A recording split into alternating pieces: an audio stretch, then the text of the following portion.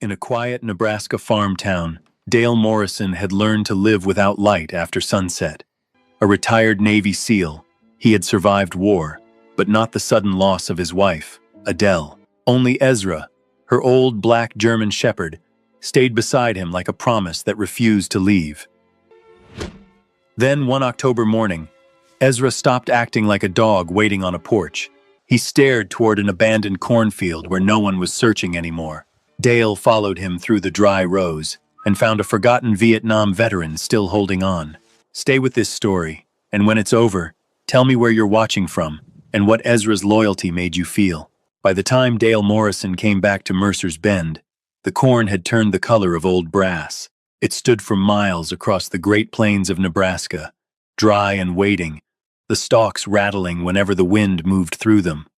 Summer had been cruel that year. The rains had come late, then not at all, and the farmers spoke of drought the way old men spoke of war, with short sentences, lowered voices, and eyes fixed on the ground. October arrived with a pale sun and a bitter edge in the air. Harvest should have been nearly finished by then, but the fields still held their grain like people refusing to let go of the dead. The Morrison farm sat 3 miles north of town, beyond a gray dirt road that turned to powder beneath truck tires. There were 200 acres of corn, 3 grain bins leaning into age, a John Deere combine that had belonged to Dale's father, and a white farmhouse with cracked paint and one broken upstairs window covered from the inside with cardboard. From a distance, the place looked almost peaceful. Up close, it looked like a house holding its breath. Dale was 47 years old, though grief had made him look both older and younger in strange ways. He was tall, a little over 6 feet, with the broad shoulders of a man who had once carried too much gear across too many dangerous places. His body remained solid, disciplined, and capable, but there was no pride in it anymore. Strength had become a habit, not a victory. His hair was the color of sand gone pale in winter, cut short without care, silvering hard at the temples. A few days of blonde-gray stubble usually roughened his jaw. His eyes were blue-gray, not cold exactly, but distant like stormlight seen over a field before the rain decides whether to fall. People in Mercer's Bend knew the important facts. They knew Dale had left Nebraska at 18 and joined the Navy. They knew he had become a SEAL. They knew he had come back after his father died and after his wife, Adele, had collapsed in her church office 4 years ago from a brain aneurysm no one saw coming. They knew Adele had been the Lutheran pastor everyone loved. They knew Dale did not attend church anymore. What they did not know was that every evening, just before 7, Dale walked through the farmhouse and turned off anything that made the place seem alive. The kitchen light, the lamp near Adele's reading chair, the yellow porch bulb above the front steps. After 7, the house stayed dark. Not because he feared the power bill, not because he liked the dark. Dale had lived through enough darkness in his life to know it was never empty. He kept the lights off because when the rooms were bright, they looked too ready for her return. The mug still hanging from the hook near the sink, the blue hymnal on the shelf, the wool blanket folded over the back of the chair where Adele used to sit with her bare feet tucked under her, reading sermons aloud to see if they sounded too holy or not holy enough. Once, during their marriage, she had looked up from a draft and said, "Dale, do you think this part sounds too dramatic?" He had said, "You're asking a Navy man if God sounds dramatic?" She had thrown a pencil at him. The memory still had the nerve to make him smile, and that was why he hated it. So he turned off the lights. He ate dinner in the dim gray left behind by evening, usually beans from a can, sometimes eggs, sometimes nothing. He sat at the kitchen table facing the door, his back never to an entrance. He checked the locks twice before midnight, and once again if he woke at 2. He slept lightly, if sleep came at all. The war had taught him how to survive noise. Adele's absence taught him there were quieter ways to bleed. Ezra knew the schedule. The old German shepherd lay on the front porch every morning as if reporting for duty. He was a long-coated black shepherd, large but no longer young, with a silvering muzzle and one ear that tilted slightly from an old scar along the edge. His fur was thick around the chest and neck, giving him the look of some solemn guardian carved from night. On his chest, hidden unless the wind moved the fur aside, was a small bald patch where hair had never grown back after a church fire in 2018. Adele used to joke that Ezra had earned a saint's tonsure in the wrong place. His nails were an odd gray color, pale against the black of his paws. Around his neck hung a small metal tag, scratched along the edges, engraved with two words, "Be still." The tag clicked softly whenever he moved. Dale hated that sound some mornings. Other mornings, it was the only thing that kept the house from feeling abandoned. Ezra had been Adele's dog before he became Dale's. More precisely, he had been Adele's shadow. He had gone with her into nursing homes where the old forgot their children, but remembered how to stroke a dog's ears. He had sat beside prison inmates who spoke to him before they trusted a pastor. He had visited children's hospital rooms where the machines beeped and the parents looked as though they had aged 10 years overnight. Adele never called Ezra a miracle. She said that word was overused. "He's not magic," she used to say. "He just knows who has been left alone too long." Dale had tried to give him away once. It was 3 months after the funeral, when the casseroles had stopped arriving and the sympathy cards had been stacked in a drawer he never opened. Dale had called a woman from Lincoln who trained therapy dogs. She drove out on a bright Saturday with a kind face and a clean SUV. Ezra had listened to her, let her pet him, even placed his head on her knee with the grave courtesy he gave to strangers in pain. But when she opened the back of the SUV, he simply walked around her, climbed the porch steps, and lay down in front of the door. Dale had said his name. Ezra did not move. The woman had looked at the dog, then at Dale, and after a long silence, she said, "I don't think he believes he's done here." Dale had almost laughed in her face. Instead, he thanked her, watched her drive away, and told Ezra, "Fine, stay, but don't expect prayers." Ezra had blinked once, as if accepting poor manners from a wounded man. Since then, they had lived together like two survivors of the same wreck, neither fully admitting they were keeping the other alive. The town of Mercer's Bend sat low and weathered beneath the huge Nebraska sky. It had one grocery store, one Lutheran church, one Catholic church, 2 gas stations, and a bar called the Granary, where the neon sign buzzed red in the front window even at noon. Dale went there on Thursdays because Thursday was the day he could pretend it was routine rather than loneliness. The Granary smelled of fried food, old wood, spilled beer, and the faint sweetness of corn dust carried in from men's jackets. Above the bar hung photographs of harvest crews from 30 years ago, high school football teams with bad haircuts, and a faded newspaper clipping about a tornado that had missed town by half a mile, which everyone still spoke of as if they had personally negotiated with God. Dale sat at the same corner table, back to the wall, eyes on the door. No one bothered him much. That was the kindness of small towns, also the cruelty. They knew enough not to ask questions, but not enough to know when silence had become another locked room. On the first Thursday of October, Dale came in just before dusk. Outside, the sky had gone copper behind the grain elevators. The concrete silos rose over town like blunt church towers, pale and solemn against the falling light. Somewhere beyond them, dryers hummed with the deep mechanical growl of harvest season, a sound that could travel for miles after dark. Dale had nearly turned around before entering. He had seen the Lutheran church steeple 2 blocks over, only the top of it, white against the sky. Still enough. His hand tightened around his truck keys. For a moment he stood on the sidewalk, 47 years old, 6 feet tall, trained for war, and unable to cross a street because of a building where his wife had once preached forgiveness to farmers who fell asleep during sermons. Then the door of the granary opened, and warm air rolled out with the smell of oil and fish. "Either come in or start charging rent for that patch of sidewalk," a woman said. Dale looked over. Linnea Sorensen stood in the doorway holding a takeout container and wearing an apron dusted with flour. Her hair was cut short at the neck, pale platinum, practical and sharp.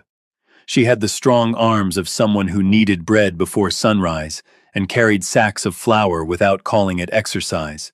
Her eyes were bright blue and direct enough to make most people confess something by accident. Linnea owned the bakery 2 doors down. She was 52, widowed, Swedish by blood and Nebraskan by temperament, which meant she believed sorrow was real but still expected people to eat. "I was deciding," Dale said. "No, you were brooding. Deciding has more movement. He looked at the container in her hand. That for me? It was for Father Paul, but he irritated me. She held it out. Fried cod. Don't look suspicious. It's fish, not a proposal. Dale took it because refusing Linnea's food required more energy than accepting it.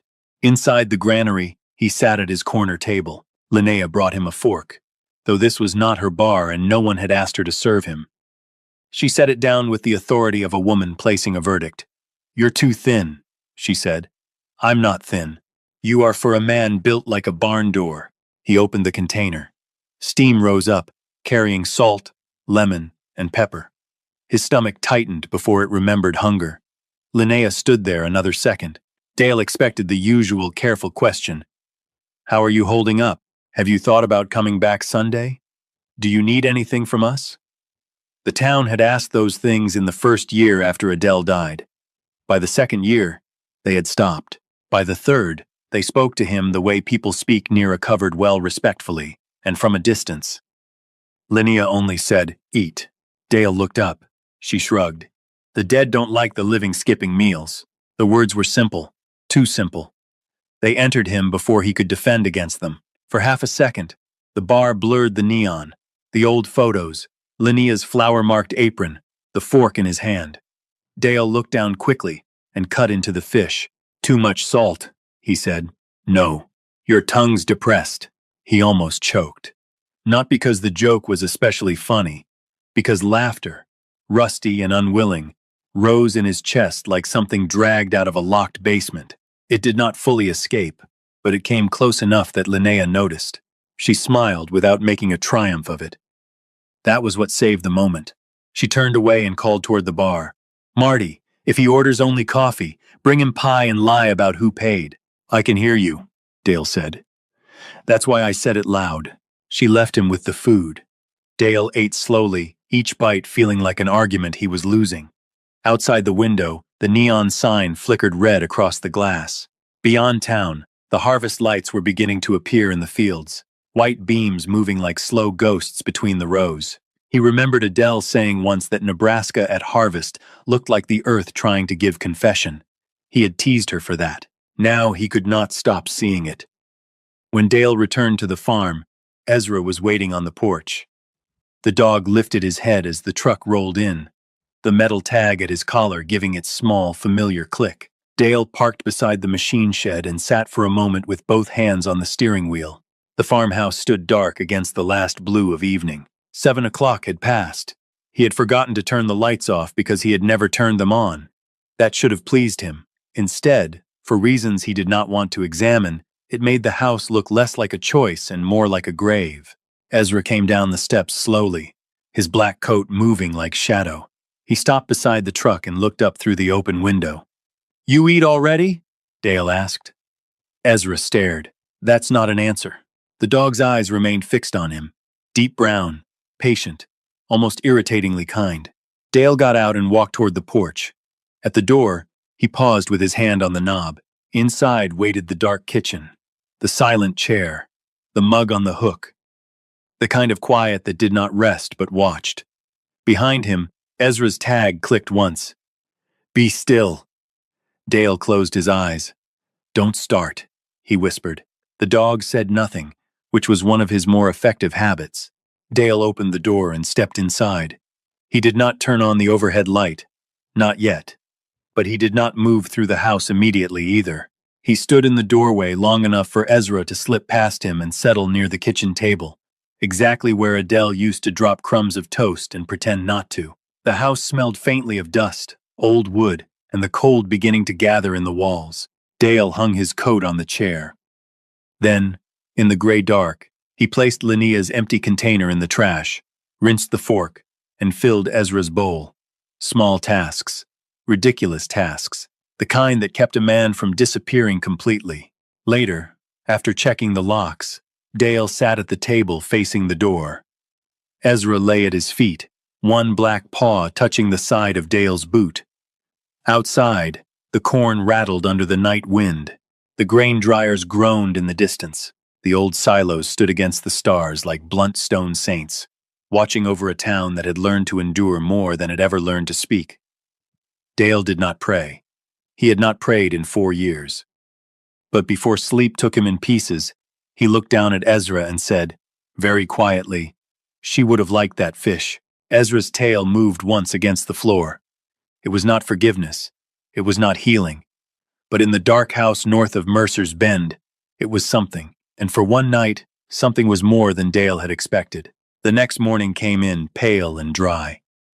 Dale woke before sunrise, not because he wanted to, but because sleep had never learned how to stay with him. The farmhouse was cold in the way old houses got cold before winter quietly.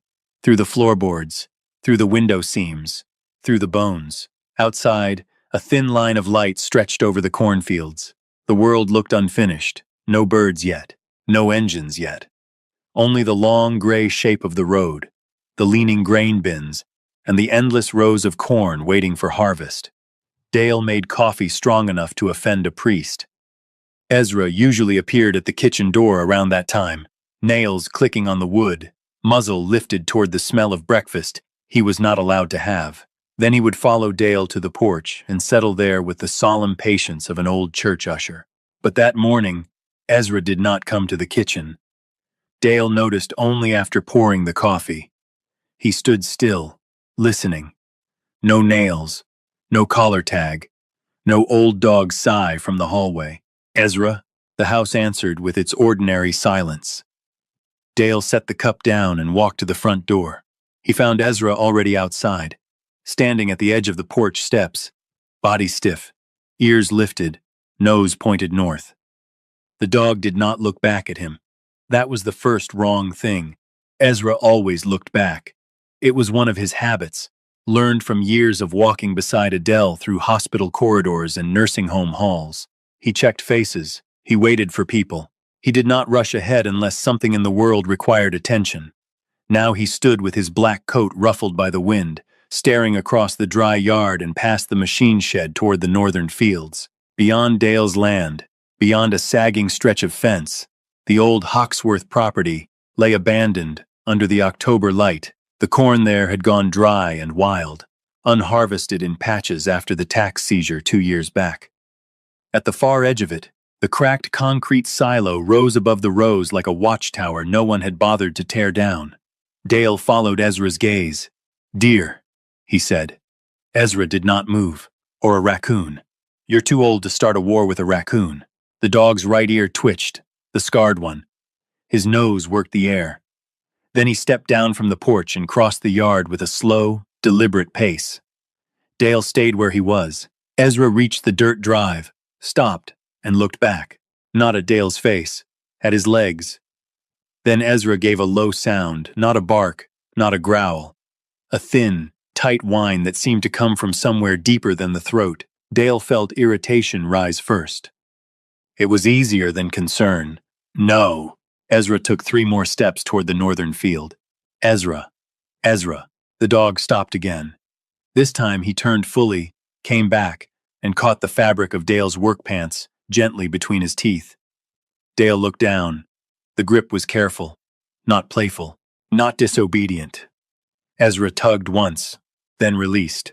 For 1 second, the porch disappeared. Dale saw Adele in a hospital hallway in Lincoln, kneeling beside Ezra, whispering, "Show me."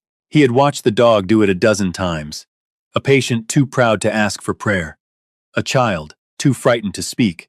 A veteran in a wheelchair who kept telling everyone he was fine while his hands shook beneath a blanket. Ezra would stop, wait, then tug. Not hard, just enough to say, "Here, this one." Dale stepped back from the memory as if it had heat. "No," he said again, but this time the word had less force. Ezra stared at him.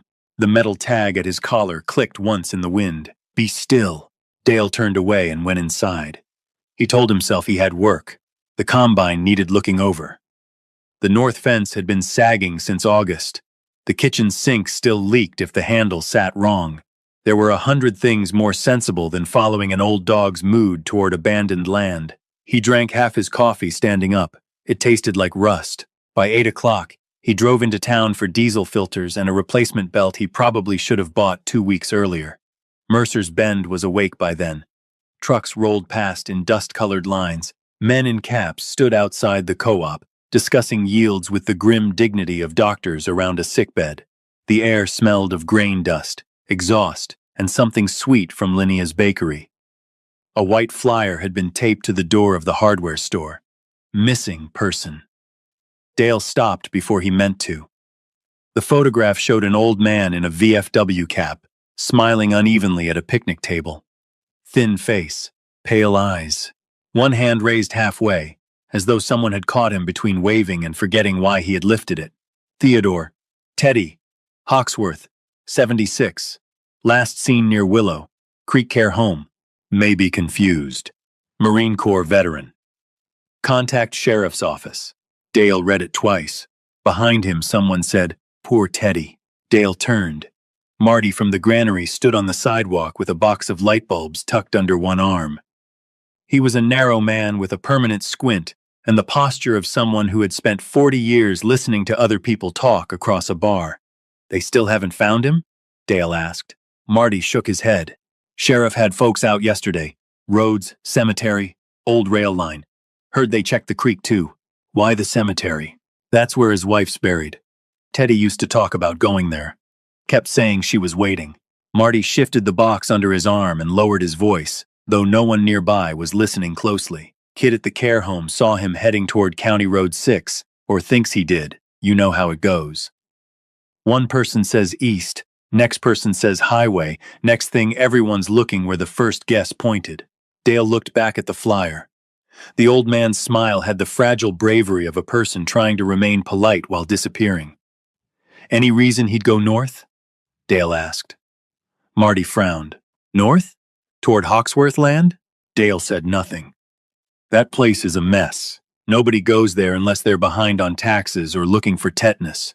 Marty tried to smile, then gave up.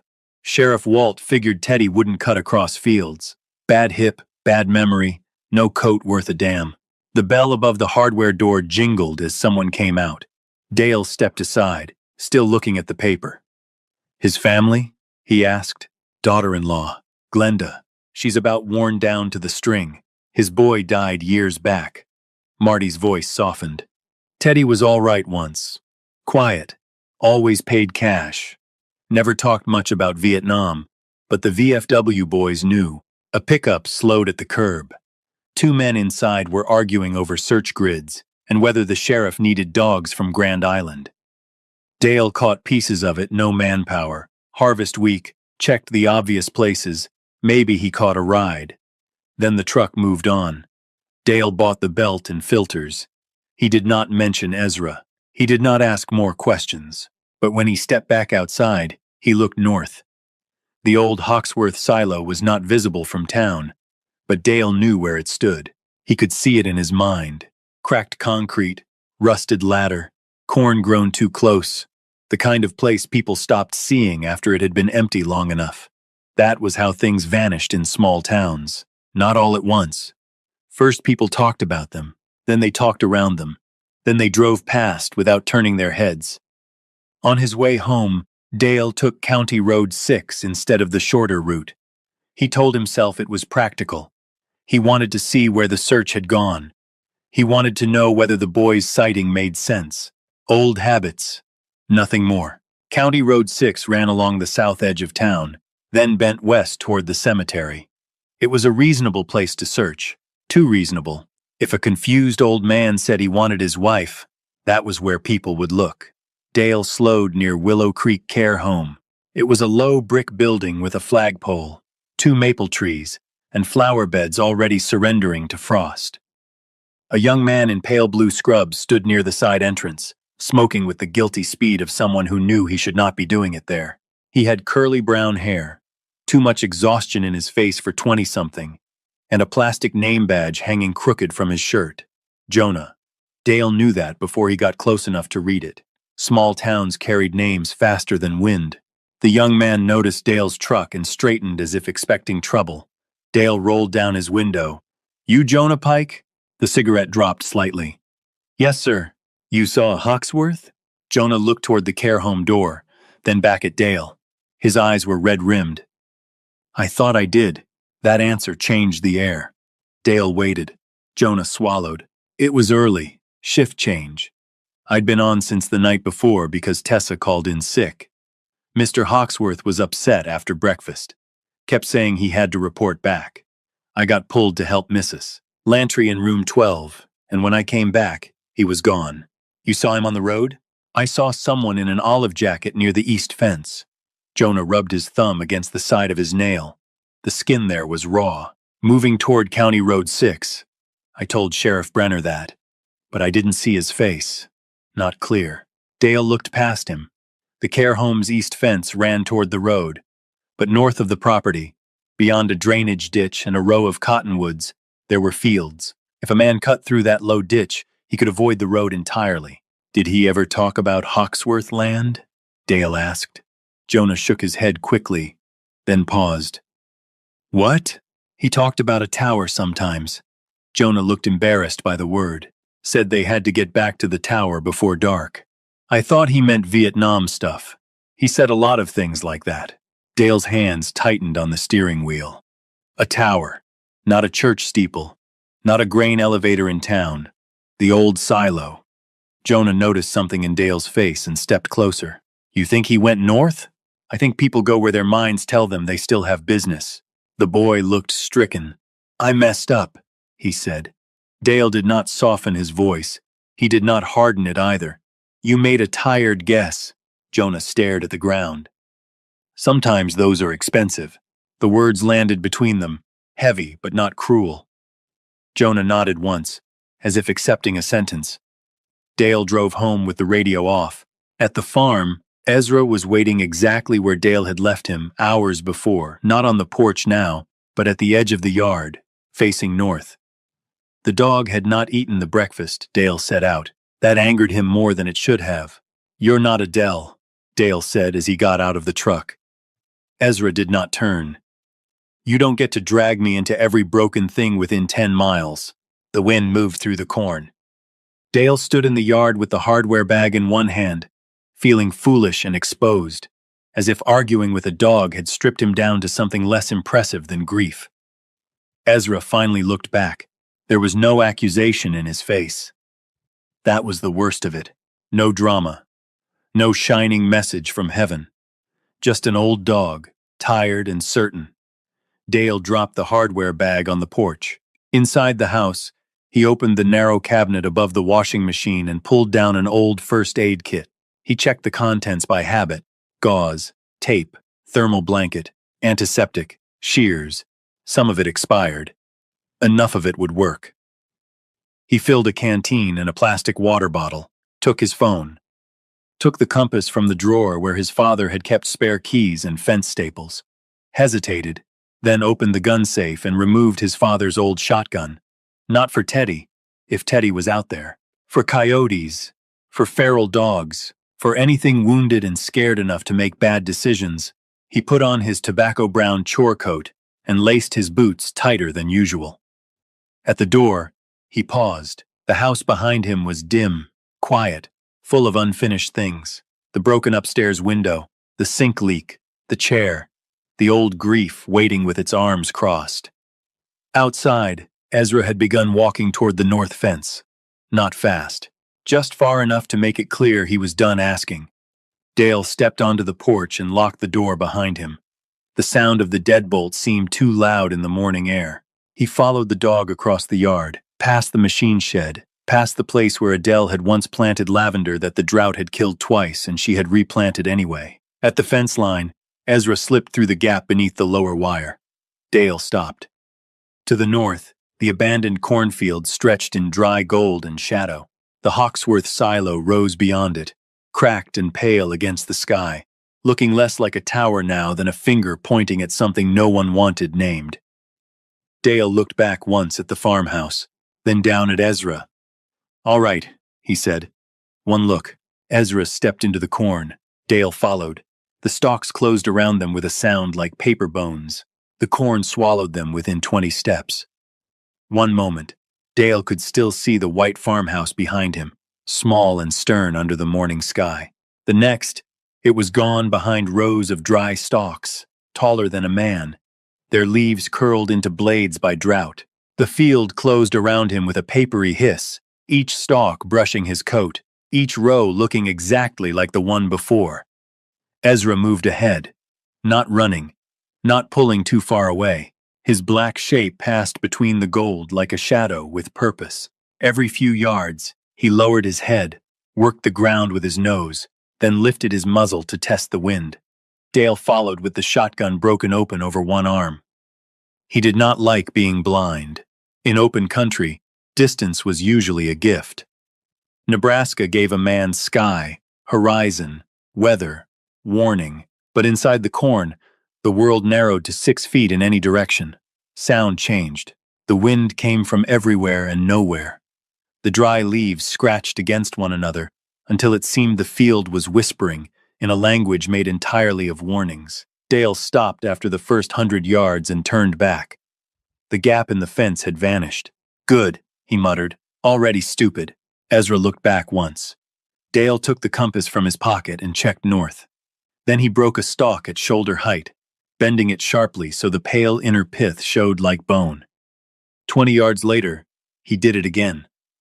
At a rusted fence post half buried in grass, he tied a narrow strip of cloth torn from an old shop rag in his pocket. Old habits did not ask permission to return. Mark the route. Watch the light. Count water. Track wind. Note sound. Never trust a straight line in broken terrain. It was not a battlefield. He reminded himself of that. It was corn. Nebraska corn. Dry. Neglected. Tax-seized corn on land nobody wanted until somebody needed it. Still, his body remembered what his mind tried to dismiss. His shoulders lowered slightly.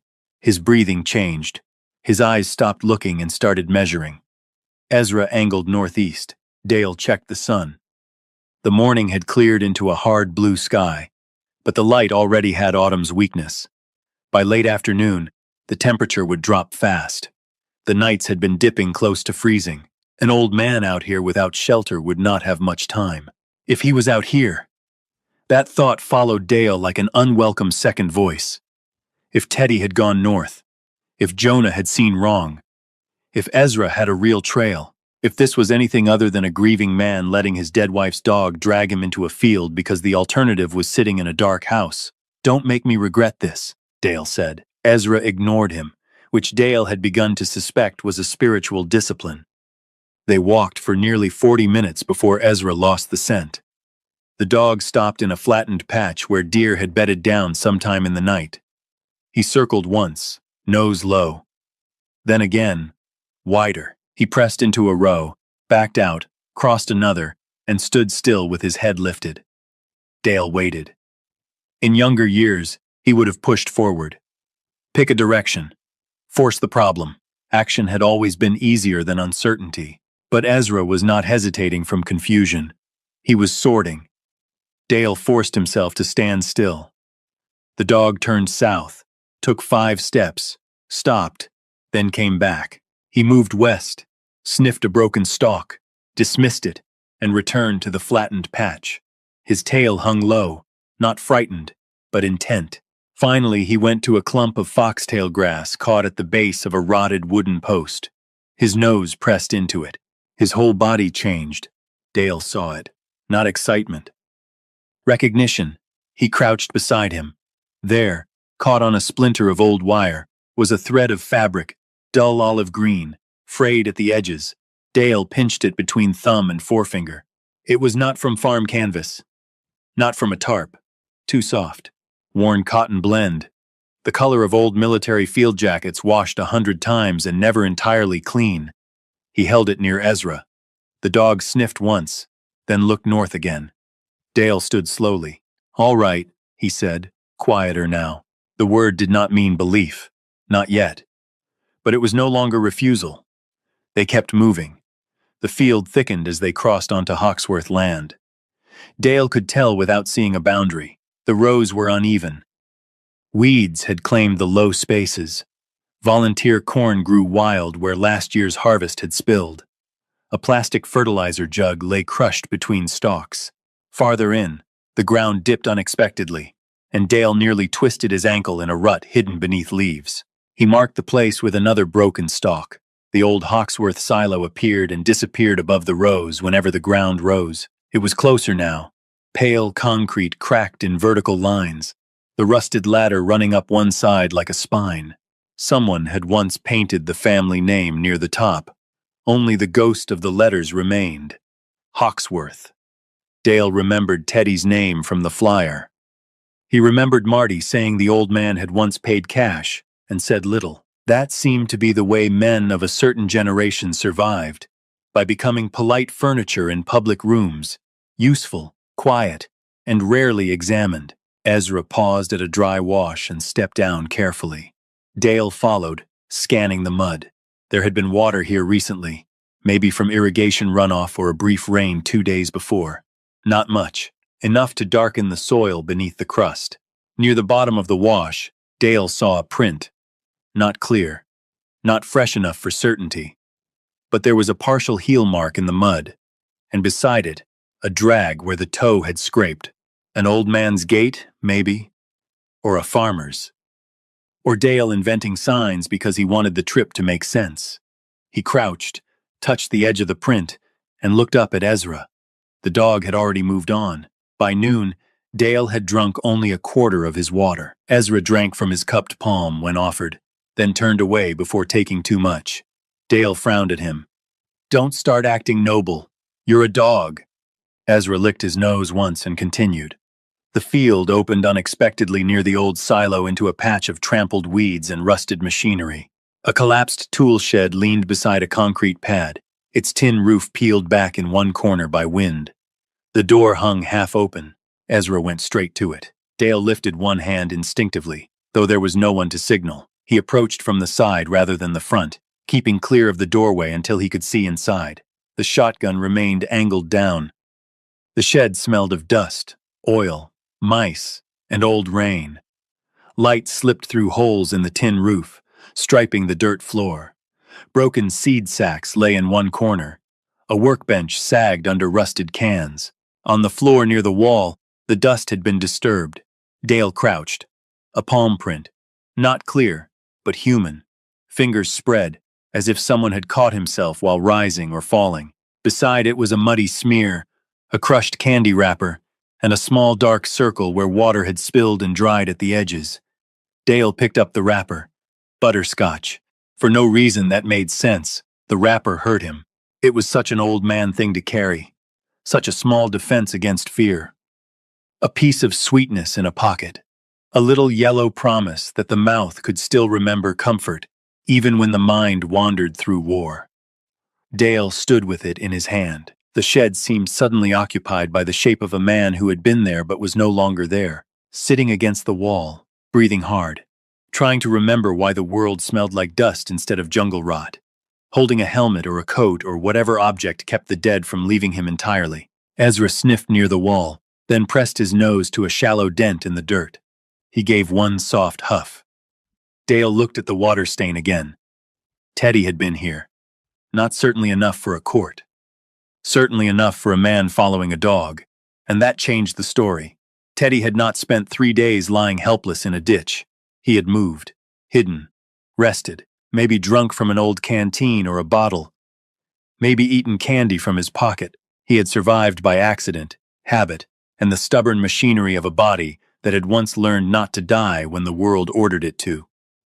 Dale stepped outside and looked at the sky. A little past noon. 4, maybe 5 hours of decent light left. Less if clouds moved in. The wind had shifted west. The temperature was still tolerable, but the shade inside the corn held cold like a cellar. He could turn back now. Call Sheriff Walt. Report the shed. Bring men. Bring dogs. Bring a proper grid. That would be the correct thing. The safe thing. Dale took out his phone. One bar appeared, then vanished. He stepped onto the concrete pad and raised the phone above his head. Nothing. He walked 10 yards toward the silo. One bar flickered, then disappeared again. "Of course," he said. Ezra stood at the edge of the weeds, watching a narrow track where the corn had been bent. Dale looked from the phone to the dog. He could go back. If Teddy had left the shed hours ago, maybe the old man was already beyond help. Maybe not. If Dale wasted time returning, explaining, gathering people, arguing over maps, the afternoon would bleed away. He hated that kind of choice, the kind where no option was clean, and afterward everyone could point to the other road and say that was the obvious one. Dale put the phone away. "We go another hour," he said. "Then we turn." Ezra moved before the sentence finished. "Don't look so pleased." The dog did not. That was what made him unbearable. Beyond the shed, the trail grew harder. The bent corn suggested someone had pushed through unsteadily, but cattle or deer could have done the same. Twice, Ezra lost the scent and circled back. Once, he led them into a dead patch of blackened stalks where something had nested and died. Dale covered his nose and waited while Ezra rejected the false trail. The sun moved. The field changed color with it. Bright gold flattening into amber, then deeper bronze. Shadows thickened between the rows. Dale's legs began to feel the slow pull of uneven ground. Sweat cooled beneath his coat. Corn dust stuck to his throat. He thought of Adele without wanting to. Not as she had been at the funeral. Not as the town remembered her. White robe, calm hands, voice strong enough to carry through the sanctuary. He thought of her in old jeans, standing in a field not far from this one, holding Ezra's leash while the dog strained toward a nursing home van. Dale had come to pick her up after a visit, annoyed because he had been late repairing a hydraulic line and she had texted, "Need 5 more minutes." It had become 40. When she finally came out, he had asked what took so long. Adele had nodded toward Ezra. He found someone. In the nursing home? Shocking. She had swatted his arm. Not found like misplaced keys. Found like... Found.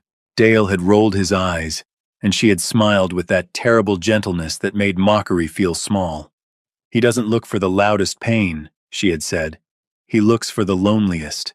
Back then, Dale had kissed the top of her head and told her she should put that on a church banner. Now, standing in abandoned corn with an old dog ahead of him and a missing veteran somewhere in the day's fading light, he hated how often the dead turned out to be right. Ezra stopped. Not at a track, not at a sound, at a place where 2 rows crossed unevenly near a drainage cut hidden beneath weeds. He lowered his head and stood completely still. Dale came up behind him and saw something pale, caught under a stalk. At first, he thought it was bone. Then he saw the shape. A button. Large. Tan. Still attached to a torn strip of cloth. Dale picked it up. The fabric was olive green, heavier than the first thread. It had ripped recently. The torn edge was not yet dirt-darkened. He turned it over and found a smear of dried blood. Not much, just a thin brown line where skin had probably split. His mouth went dry. "Damn it, Teddy." The name came out before he knew he had accepted the man as real. Ezra pushed past him toward the drainage cut. Dale grabbed the dog's collar. "Easy." Ezra resisted, not wildly, but with a firm forward pressure. His eyes were fixed downhill. Dale crouched beside the cut. It dropped only 6 or 7 feet, but the sides were steep and tangled with grass. At the bottom, there was no body, only damp soil, a crushed reed, and scuff marks where someone had slid, then clawed upward. "He fell here," Dale said. His voice sounded different, professional now, tight. He studied the marks. Down. Impact. Movement. Along the bottom. Then out. Maybe 30 feet east where the bank softened. Teddy had fallen and gotten up. That was good. That was terrible. Because a hurt man who kept moving could walk himself past rescue and into death. Dale checked his watch. The scratched face caught the sun. Nearly 3 hours since they had entered the field. He should turn back. He knew it. His water was fine. His direction was marked. His body was capable. But the old dog was tiring, and the afternoon had begun its long slide toward cold. Ezra stood east along the drainage line, waiting. Dale thought of the farmhouse, the broken upstairs window, the unlit rooms, the years he had spent conserving himself as if grief were a winter ration, and he might die if he gave any of it away. Then he looked at the torn cloth in his hand. Adele's voice returned without mercy. "Found like found." Dale folded the strip of fabric and put it into his coat pocket. "1 more hour," he said. This time he did not pretend the dog was the only reason. They followed the drainage line east. The ground became rougher, the corn more neglected. Twice, Dale had to cut through thorny brush with the small folding knife from his belt. The silo fell behind them, replaced by lower land where grass grew thick over concrete remnants of old irrigation channels. Ezra slowed.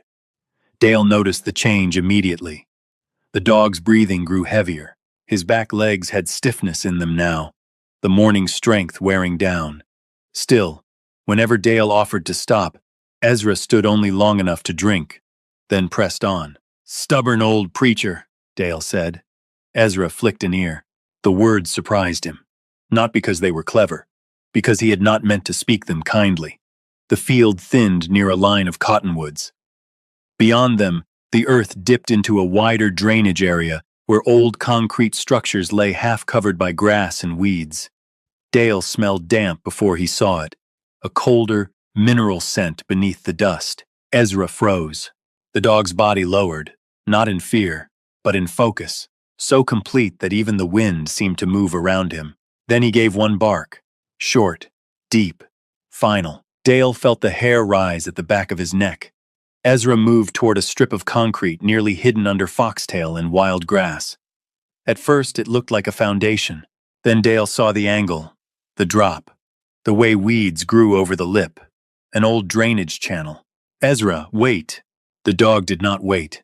He slipped down along the edge, not vanishing entirely but dropping low enough that only the black line of his back showed through the grass. Dale ran. The shotgun bumped against his side. Corn leaves slapped his shoulders. The ground broke under his left boot, and he caught himself on one hand, sliding the last few feet to the concrete lip. "Ezra!" From below came the dog's bark again. Then another sound, so faint Dale almost mistook it for wind moving through a crack. A human voice, not calling for help, murmuring. Dale dropped to one knee and pushed the grass aside. The drainage channel opened below him, narrow and shadowed, its concrete walls stained with old watermarks. Ezra stood at the bottom, head lowered toward a shape curled against the far side. A man, small beneath an oversized olive jacket, gray hair, a helmet clutched against his chest. The voice came again, broken and far away. "Barker, no. Hold the line." Dale's heart struck once, hard. Then everything in him went still, not peaceful, not healed. Still in the old trained way, the way a man becomes quiet when the world has finally given him the thing he came to find. He slid one leg over the edge and started down. Dale went down into the drainage channel feet first. The concrete wall was slick with old algae and damp soil. His boots scraped for purchase, broke loose, caught again. He kept one hand against the side and the other angled outward for balance, careful not to slide directly onto the man curled at the bottom. "Ezra, stay." The dog stood beside the body, black coat bristling slightly in the cold shade of the ditch. He did not bark now. He only looked up at Dale, then back down at the old man, as if the discovery itself had ended one duty and begun another. Theodore Hawksworth was smaller than Dale expected. The flyer in town had shown him upright, wearing a VFW cap and a crooked picnic smile. Down here, folded against the stained concrete, he looked almost childlike beneath the oversized olive field jacket. Mud caked the lower half of his pants. His boots were soaked, his lips had gone bluish, and his cheeks had the gray waxen look Dale had seen on men who were losing their heat faster than their bodies could argue. But his hands were strong. They clutched an old M1 helmet against his chest, with a grip so desperate Dale knew better than to try taking it away. "Teddy," Dale said, low and clear. "My name is Dale Morrison. I'm here to help you." The old man's eyelids fluttered. His eyes opened a little, pale and unfocused, seeing through Dale rather than at him. "Barker," Teddy whispered. "Barker, keep your head down." Dale knelt in the damp grit, setting the shotgun well behind him against the wall. He took in the scene the way training had carved into him. Airway, breathing, bleeding, exposure. Teddy was breathing, shallow but steady. No obvious heavy bleeding. No visible bone break from where Dale could see, though one leg lay at an awkward angle beneath mud-soaked fabric. Could be pain. Could be stiffness. Could be injury. His hands trembled against the helmet, not just from fear. Cold was the enemy now. Cold in time. "You're in Nebraska," Dale said. "Mercer's Bend. You're not there anymore." Teddy's eyes shifted. For half a second, something in them sharpened. Then it vanished. "Ortega," he breathed. "Where's Ortega?" Dale swallowed. He did not know Ortega. He did not know Barker. He knew only the tone. Men did not say names like that unless they had carried them too long. "I'm going to get help," Dale said. "I'm not leaving you. I just need a signal." Teddy tried to move. A raw little sound came from his throat. Ezra stepped closer and lowered his head near Teddy's shoulder. "No sudden," Dale murmured, though he was not sure whether he was speaking to the dog, Teddy, or himself. Ezra did not lick the man's face. He did not crowd him. He simply stood where Teddy's eyes could find him. The old man's gaze shifted to the dog. His fingers loosened slightly on the helmet. "Chaplain?" Teddy whispered. Ezra's right ear twitched. Dale felt something move under his ribs, something painful and old. He had no time for it. He climbed back out of the ditch, faster than he had entered. At the top, he pulled his phone from his coat. No bars. "Come on." He climbed onto the higher lip of the drainage channel, nearly slipping on a mat of dead grass. One bar appeared, vanished, came back like a reluctant witness. Dale raised the phone over his head. The call failed once. He tried again. This time, the line clicked. 911. "What is your emergency?" The dispatcher's voice came thin and clipped through static. "This is Dale Morrison. I found Theodore Hawksworth alive. He's in an old concrete drainage ditch on the north edge of the Hawksworth property." A burst of static swallowed the reply. Dale turned in place, searching for the direction where the signal held. "Repeat. I found Teddy Hawksworth alive. He's hypothermic, possibly injured from a fall, conscious but confused. Sir, can you give static? Location?" Dale looked toward the silo, now partly hidden by corn and distance. He forced his breathing steady. "Old Hawksworth silo is west-southwest of my position, maybe 300 yards. I entered from the Morrison north fence, followed the abandoned field past the tool shed. There's a drainage cut running east. He's in the wider concrete channel near the Cottonwood line." The dispatcher asked something he missed. "Send Sheriff Brenner," Dale said. "Tell him to come in from County Road 6 if he can access the old service track. The ground is rough. Bring a backboard or basket. He's down in a channel." The signal cracked. "Sir, stay on." The call dropped. Dale stared at the phone. One bar. No bar. Damn it. He tried calling back. Failed. Tried a text with the same directions. It stalled, then sent. Good enough. Not good enough. It would have to be. He slid down into the ditch again. Ezra had settled lower now, lying near Teddy's back but not pressing his full weight yet. The old man's eyes were half shut. His breath made a faint wet sound, not severe, but enough to keep Dale alert. "I called them," Dale said. "Help is coming." Teddy's mouth moved. Dale leaned closer. "Don't leave the line." "I'm not leaving." Barker's hit. Dale opened the first aid kit and pulled out the thermal blanket. It crackled loudly in the narrow space. Teddy flinched hard. Dale froze. The sound had done it. Not pain. Not Dale's hands. The sharp metallic snap of the emergency blanket had gone into Teddy's mind and come out somewhere else. "All right," Dale said softly. "No rush." He lowered the blanket slowly, letting Teddy see it. Just a blanket. Not incoming. Not anything else. Teddy's breathing quickened. Ezra lifted his head and placed it carefully against the old man's shoulder. Not on his chest. Not over his arms. Just there. A steady weight. Teddy's breath hitched. The helmet shifted in his hands. Dale remembered Adele on a winter afternoon at a children's hospital, showing a frightened little boy how to touch Ezra's fur with 2 fingers first. "Let him be a place," she had said. Not a command. Not a cure. Just a place. He had thought it sounded strange then. Now he understood. Ezra was making himself a place. Dale moved again. Slower. He spread the thermal blanket over Teddy's lower body and tucked his own chore coat around the man's shoulders. The cold hit Dale immediately through his Henley, but he ignored it. He checked Teddy's wrist for a pulse. Thin. Quick. The skin beneath his fingers felt fragile as paper. There, under mud and age, Dale saw the faded tattoo. USMC. The letters had blurred into blue-green shadows, but they were still legible. Dale held the wrist a moment longer than necessary. "Marine?" he said. Teddy's eyes opened. Something like pride passed through the confusion, small but bright. "First Battalion," Teddy whispered. "Okay, K-son." Dale did not answer right away. The wind passed over the ditch, moving the weeds above them. Dry stalks rattled at the edge of the world. K-son. 1968. Dale knew enough. Every American who had worn a uniform knew enough to hear the name and feel the earth beneath it. "You made it home," Dale said. Teddy stared at him. "No," the old man whispered. "Not all." The words struck harder than Dale expected. For a few seconds, he was not in Nebraska either. He was in another dry place, years ago, holding pressure on a wound that would not stop pumping through his fingers while a younger man stared at him with wild disbelief, as if Dale personally had broken the promise that training made to the living. "Stay with me.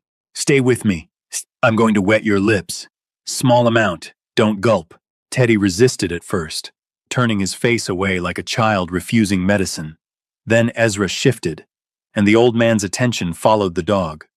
Dale used the moment to touch a few drops to Teddy's mouth. "Easy," Teddy swallowed. Again, not much. Enough.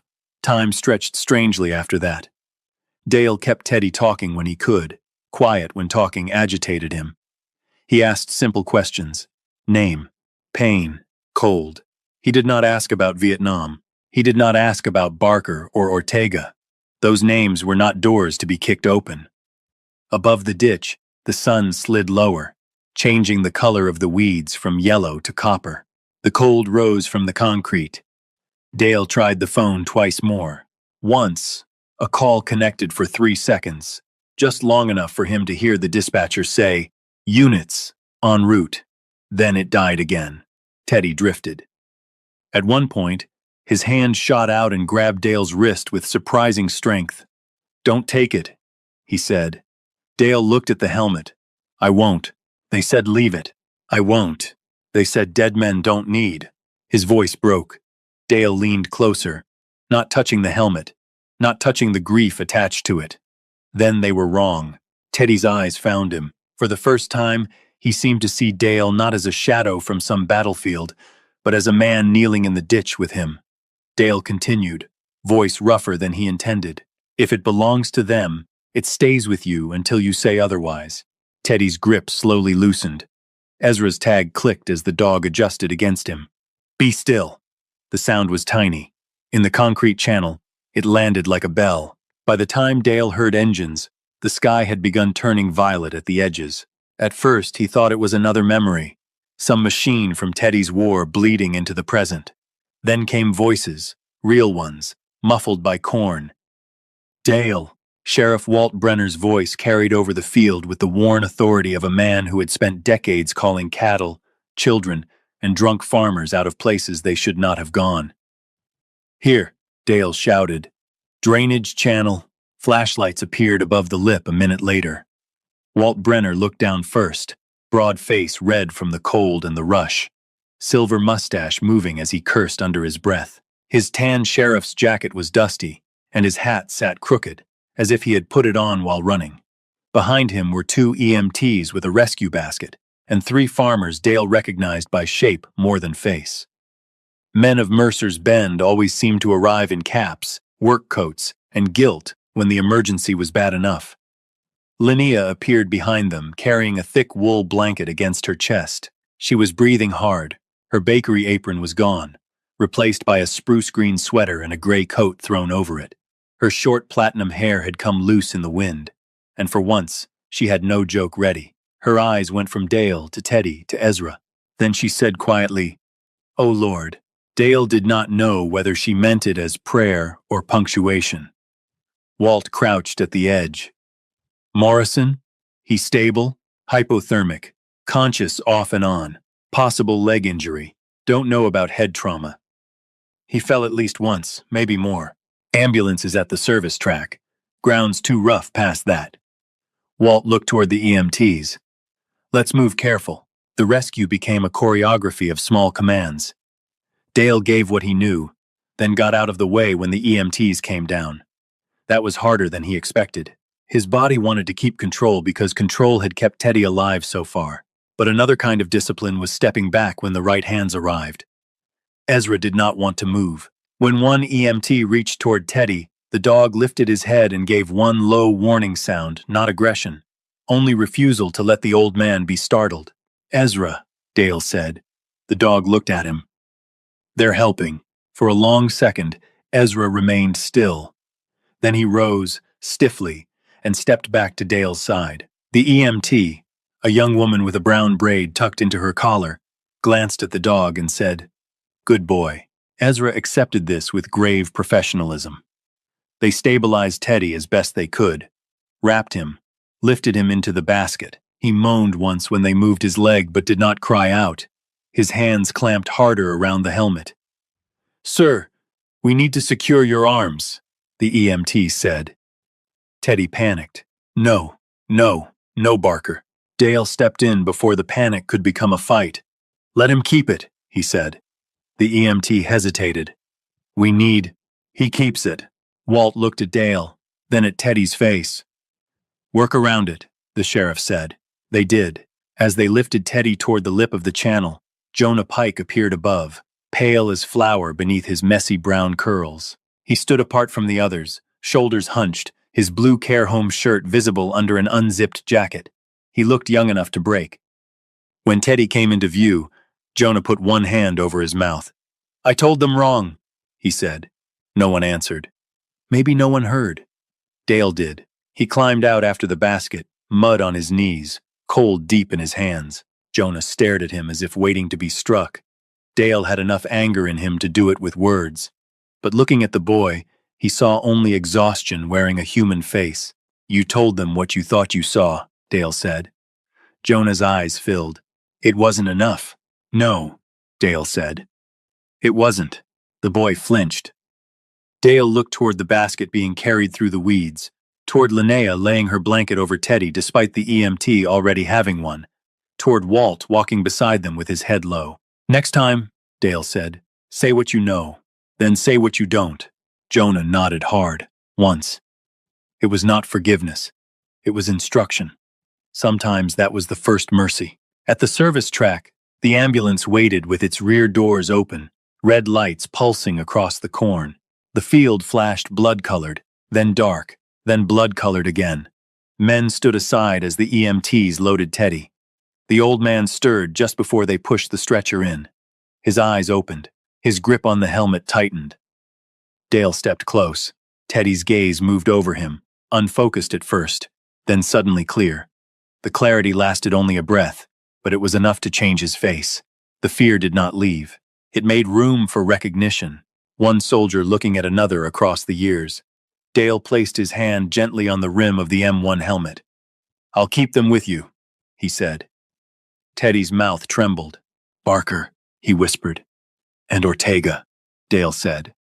The old man stared. Then, very slowly, he nodded.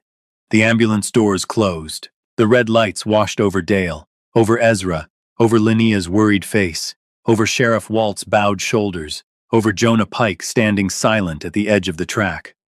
Then the ambulance pulled away, carrying Theodore Hawksworth out of the field everyone had missed. Dale stood until the lights disappeared. Ezra leaned against his leg, tired and cold. For once, Dale did not tell him to move. Mercer's Bend Memorial Hospital had 12 patient rooms, one vending machine that rattled like it had a cough, and a waiting area painted a shade of beige, so tired it seemed to apologize for itself. Dale had always disliked hospitals. Not because of blood. Blood was honest. Pain was honest too, in its own brutal way. What he disliked was the waiting, the soft shoes in hallways, the half-closed doors, the machines speaking in small mechanical beeps as if life could be negotiated by rhythm alone. Teddy Hawksworth had been taken into an exam room first, then moved to a patient room after the doctor decided he was cold, dehydrated, bruised, frightened, but alive. Alive. The word seemed too small for the field they had dragged him out of. Dale stood in the hallway with mud dried on his knees and Ezra lying against the wall beside him. The nurses had tried once to tell him dogs were not usually allowed past the entrance. Then one of them recognized Ezra. "That was Pastor Adele's dog," she said. After that, nobody pushed very hard. Ezra lay with his chin on his paws, eyes fixed on Teddy's door. His black coat had burrs in it. Mud clung to the feathering around his legs. He looked old now, older than he had in the field, as if purpose had held him upright and rest had revealed the cost. Dale should have taken him home. He did not. Sheriff Walt Brenner came down the hall carrying 2 coffees in paper cups. His tan jacket was still dusty from the field, and his silver mustache had collected a faint line of dried mud at one edge. He handed 1 cup to Dale without ceremony. "You look like something the combine spit out," Walt said. Dale took the coffee. "You look worse. Sheriff's privilege." They stood side by side, watching nothing. After a while, Walt said, "Doctor says another few hours out there and we'd be having a different conversation." Dale sipped the coffee. It tasted like burned cardboard. "Search grid missed the north cut." Walt continued. "I should have pushed farther. You followed the information you had." Walt gave a short, humorless laugh. "That's what men say when they don't want to call a mistake by its proper name." Dale looked at him then. Walt's face was broad and weathered, red from wind and years in a patrol truck. He was not a careless man. That almost made his guilt heavier. A careless man could shrug. Walt carried every wrong turn as if it were a sack of feed on his back. "He was moving in his own map," Dale said. The sheriff stared into his coffee. "Maybe that's the part I forgot." The room door opened before Dale could answer. A doctor stepped out, followed by a nurse. Behind them, through the narrow gap, Dale saw Teddy in bed under layers of warmed blankets. His face had more color now, but not much. The M1 helmet sat on the blanket beside his right hand because he had become agitated whenever anyone moved it farther away. "Family's here," the nurse said. A woman came down the hallway quickly, then slowed as she neared the room, as though her body had learned to expect bad news at doorways. She was in her mid-50s, small and thin, wearing a beige windbreaker over a brown cardigan. Her hair, brown threaded with gray, was pulled back in a careless knot that had started the day neater than it ended. She carried a purse, a folder, and a ring of keys so large it clicked against her wrist with every step. Glenda Hawksworth. Dale knew before anyone said her name. Grief and responsibility had a recognizable posture. She stopped outside Teddy's room and looked through the glass. For a moment, she did not go in. Instead, she pressed the folder to her chest and closed her eyes. Walt stepped forward. "Glenda." She opened her eyes fast, embarrassed to have been caught needing strength. "Is he?" "He's alive," Walt said. The sentence hit her so hard her knees nearly lost faith. Dale moved without thinking, but she caught herself on the wall before he reached her. "Alive," she repeated. Then, to Dale's surprise, she began apologizing. Not to Walt, not to the nurse, to the door. "I'm sorry," she whispered. "I'm sorry, Teddy. I'm sorry." The nurse put a hand lightly on her shoulder. "He's stable. Confused, but stable." Glenda nodded too many times. "I should have kept him home." "No," Walt said gently. "You did what you could." She gave him a look that had no anger in it, only the exhaustion of someone who had heard comfort and found it too thin to wear. "What I could wasn't enough." Dale looked away. That sentence belonged in too many mouths. Glenda went into the room. Teddy did not recognize her at first. His eyes shifted over her face, past her, then back again. She took his hand carefully, avoiding the IV tubing. "Dad," she said, though he was not her father by blood. "It's Glenda." Teddy's fingers moved weakly. "Myra?" Glenda's face changed. Not surprise, not pain exactly. A familiar wound reopened in a familiar place. "No," she said softly. "Myra's gone, Dad." Teddy blinked. "Gone where?" Glenda sat down hard in the chair beside the bed. No one in the room answered. Dale stood in the hallway and felt like an intruder at the edge of a family sorrow. But Ezra rose. The dog walked to the door and stopped there. The nurse looked at Dale. Dale looked at the nurse. She sighed the way hospital staff sighed when rules encountered mercy. 5 minutes. Ezra entered slowly. Glenda turned as the dog came in, and for the first time since arriving, something other than panic touched her face. "Oh," she said. "Adele's Ezra." Teddy's eyes followed the black shepherd. Ezra approached the bed, not too close, not fast. He placed his muzzle near the edge of the blanket. Teddy stared, then his right hand lifted, trembling, and came to rest on Ezra's head. "Chaplain," Teddy whispered. The word changed the room. Glenda covered her mouth. The nurse went very still. Dale stood in the doorway, one hand on the frame, and felt the air pull tight around him. Teddy's fingers sank into Ezra's fur with a tenderness so fragile it seemed dangerous to watch. The old man's eyes were wet, but his face had softened. For that moment, he was not lost in a field. He was not strapped to a hospital bed by tubes and caution. He was somewhere between the war and home, and Ezra had met him there without asking for directions. "Good boy," Teddy breathed. Ezra did not wag his tail. He only stayed. Dale thought of all the rooms Ezra had entered with Adele. Prison rooms, nursing home rooms, children's rooms. Rooms where people were expected to be brave because everyone around them was already terrified. He had thought, in those years, that the dog belonged to Adele's ministry. Now he wondered if he had misunderstood. Maybe Ezra had never belonged to the ministry. Maybe the ministry had belonged to him. Later, in the waiting area, Glenda sat across from Dale with a paper cup of water untouched between her hands. Her key ring rested in her lap. Every time her fingers moved, the keys gave a small, nervous clatter. Walt had stepped away to call the sheriff's office. Ezra had returned to the hallway outside Teddy's room. The hospital lights hummed overhead. "I didn't abandon him," Glenda said suddenly. Dale looked up. She was not accusing him of thinking it. She was defending herself against a court that had lived in her own chest for years. "I didn't," she repeated. "I didn't say you did. No. But people think things. They don't say them, which is worse." She looked down at her hands.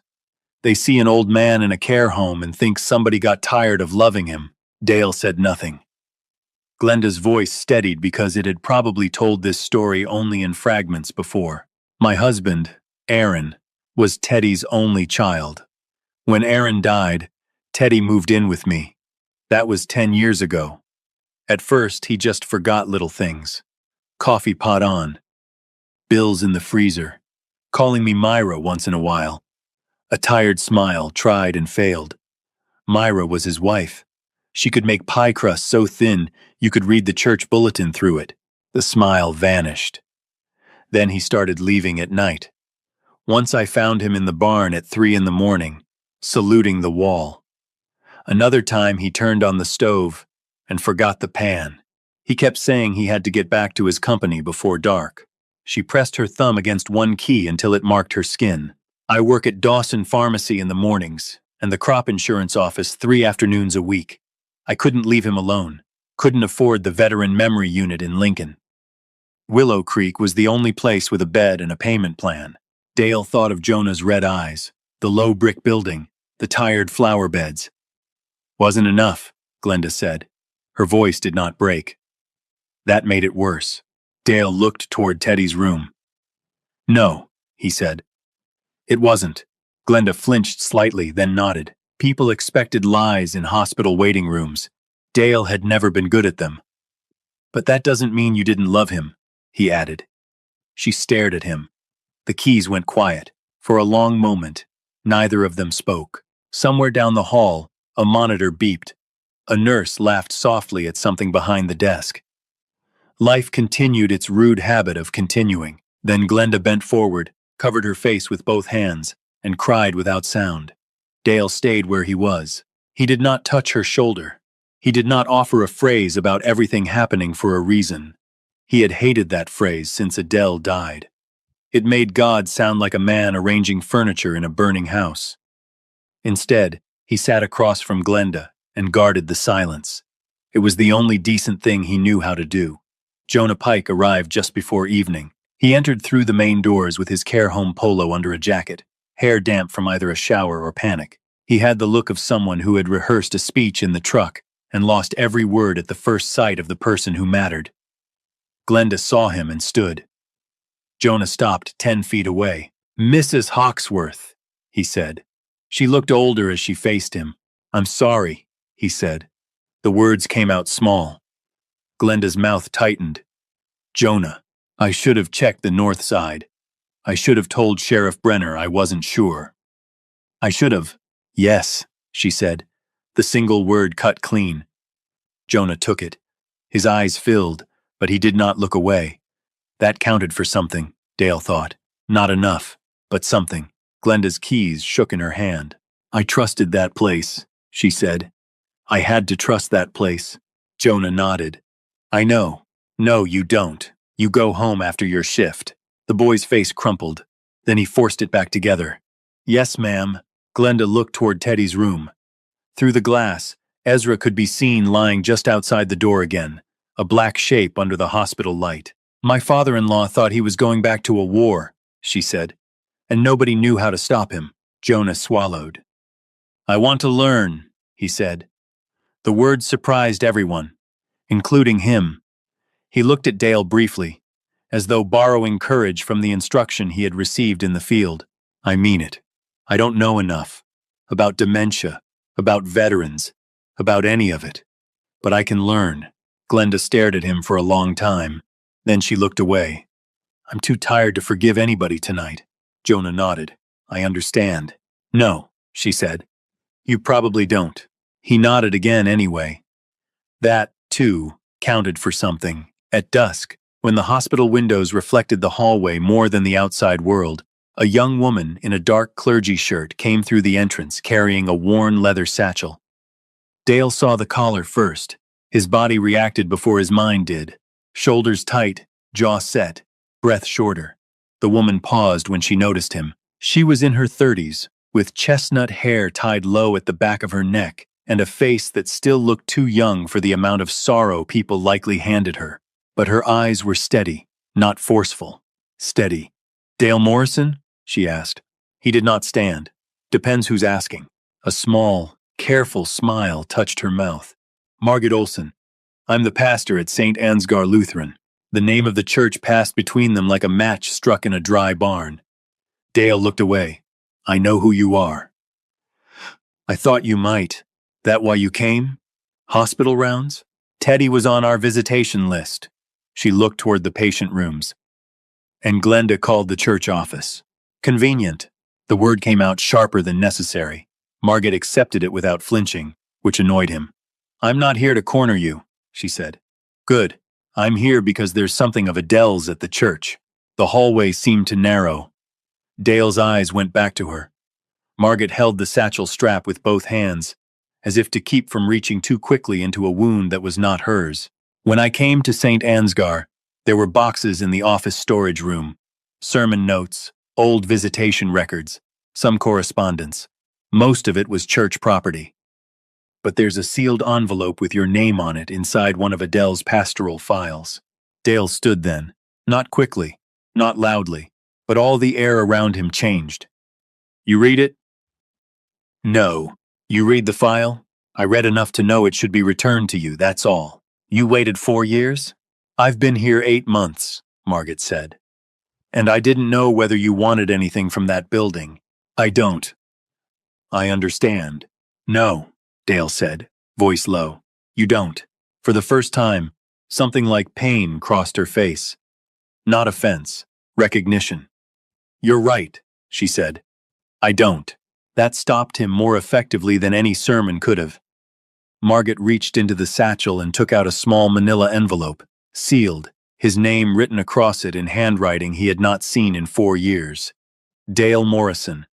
The letters were slightly slanted, the M too tall, the line beneath his name unnecessary and unmistakably Adele. Dale did not take it. He could have faced a gun easier. Margaret held the envelope between them, then slowly lowered it. "I can keep it at the church," she said, "or leave it with the nurses, or bring it another time." "No." The word came too fast.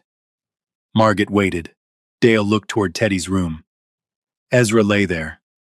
Head up now. Watching him from the hallway, the metal tag at the dog's collar caught the fluorescent light. Be still.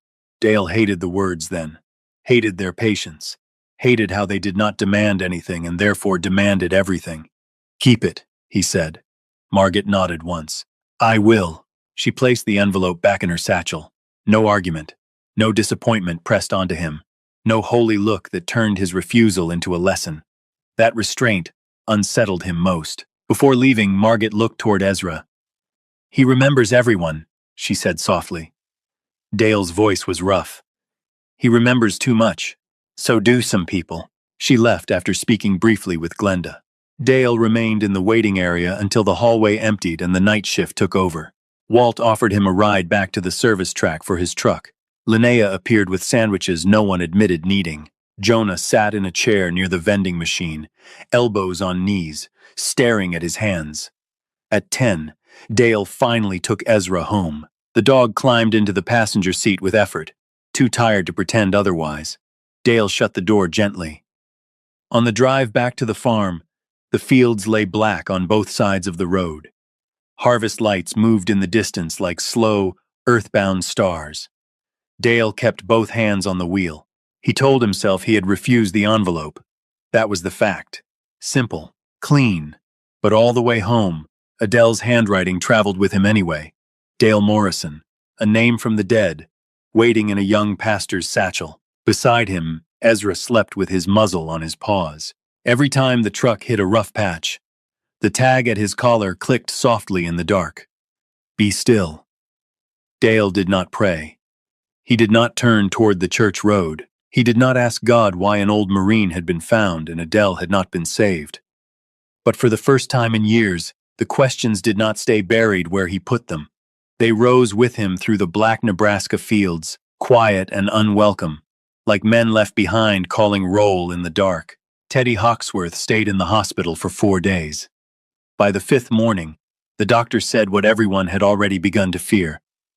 Teddy was medically stable, but he could not remain there. The hospital had beds to turn over, charts to close, insurance calls to make. Stable, Dale was learning, did not mean safe. It meant no machine was currently arguing with death on your behalf. Glenda sat in the consultation room with both hands wrapped around her key ring. The keys did not jingle now. She held them too tightly. I don't have another place yet, she said. The doctor's mouth softened in the practiced way of kind people required to deliver unkind facts. We can help with referrals. But the veteran memory unit has a wait list. And Willow Creek? Dale asked. Glenda looked down. No one answered quickly enough. That was answer enough. Dale had not planned to speak.